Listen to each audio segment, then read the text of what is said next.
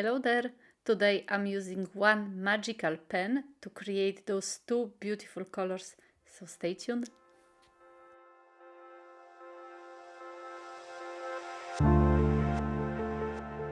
Hi everyone, it's Asia, Lemon Creation, and there are actually three colors on the page because there is some black also. But as I mentioned, today I'm gonna be using my one of my favorite lately pens, and I have to tell you, it's a really cool thing to have. It's called Elegant Writer. I am not paid to, make publicity for this pen. Not at all. I have it for years. I kind of didn't use it, and lately I like to use it quite a lot. And the pen, as you can see, has a chisel nib, so it's kind of hard to make the circles with it. But the biggest difficulty, I'd say, is that it's actually dying, so it's at the end of its life. I had it for years. I think I bought it like, I don't know, maybe 5 years ago, and I haven't used it that much. But I think just the fact that it was lying in the drawer and just kind of wasted it, and it kind of dried out. So it's very hard to get a very nice line out of it. And believe me, this is not the case with the new one, because I've seen artists working with it on YouTube. And I also remember that when I bought it, it was writing perfectly. But it's just, it dried out. And even though it dried out, it still does magic. And this is a pen which is water reactive. So basically, once you make your, I don't know, doodling or whatever you make with it, then you react it with water. What is super cool also about this pen is that once water reacted and dried, it will not react with water anymore. So it just stays permanent. So this is super cool. And you can see me here working with water. I was thinking at the very beginning that I'm gonna actually add water only in the middle of the circles.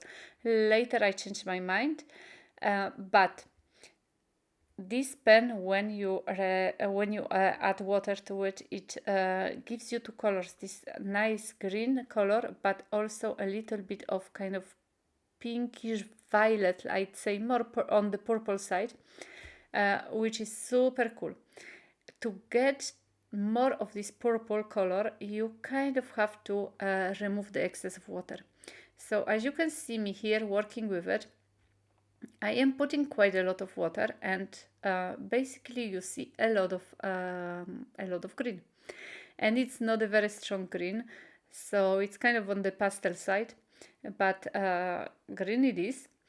The moment you start to actually remove a little bit of this green and dry it out a little bit, then the magic starts. Well, the magic started already, but then the purple color just pops out, and it looks so beautiful.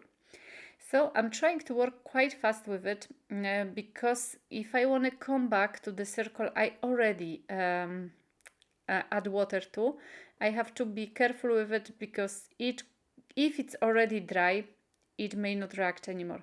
So that's why I kind of go quite quickly to do it, even though this video is a little is sped up, but just not too much.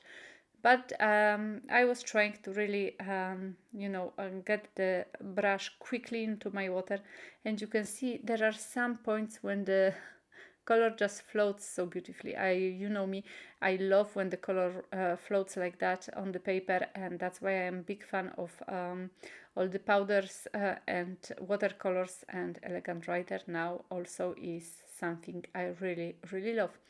And I didn't plan before on spraying the whole paper, the whole page, but I decided to just give it a try, because I never actually sprayed on Elegant Writer, so I was thinking I'm gonna see what happened there. And I'm also, I'm not sure if you can see it, but there is a small hair from my brush which got stuck on the page, and I was trying to get rid of it, but once dry I got rid of it completely, and look at that. It's like a poetry. I love it. There is so many things happening. The paints are working so beautifully with it. So I absolutely love it.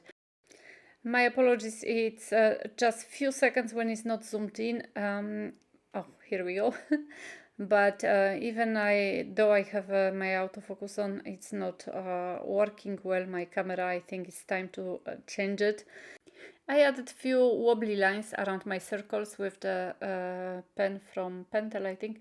I'm not sure. I'm gonna give you, as always, a list of all the products I use in this video, and you're gonna find it underneath the video. So I add a little bit of these wobbly circles, which I love lately also. When I'm doing my mark makings, I'm using or I'm doing a lot of those wobbly circles.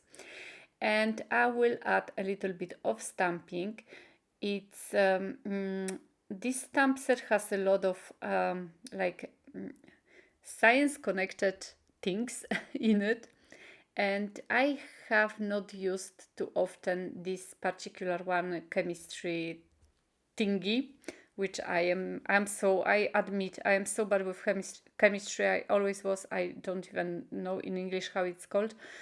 And I haven't used it for some time, and kind of when I was thinking about these circles, I was thinking like a kind of maybe a cells in the body or whatever. So I said to myself that it will work maybe nicely with the with this formula. So here it is. And I am using permanent ink. It's VersaFine Black Onyx, which is a very nice ink, and it gives very nice crisp image. I use permanent ink in general because just in case I'm gonna use water or some liquid at the later stage, but in this case I didn't. And I'm also adding a tiny bit of the script, and I am printing the first time on the piece of scrap paper just to have a kind of, instead of striking black ink on top of my page, I am, or rather on the background, I am actually having this kind of gray looking, print, just giving me some kind of deepness to the page, because you have impression that the script stamping is more in the background than the actual formulas or the circles itself. So it's a good trick also to know if you don't have, and you don't really need the gray ink, you can just use the black one and do it this technique to get a little bit of this deepness. And I'm using the last set of Paul Rubens watercolors because they have very, very, very nice black in it. And I'm doing some splatter because I think it's been some time when I really did a great big splatter. So today is the day.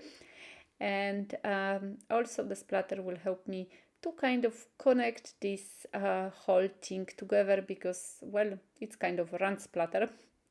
And I have these, circles there. So, and also because of that, I went for my stencil dotted, which has some kind of wobbly circles in it.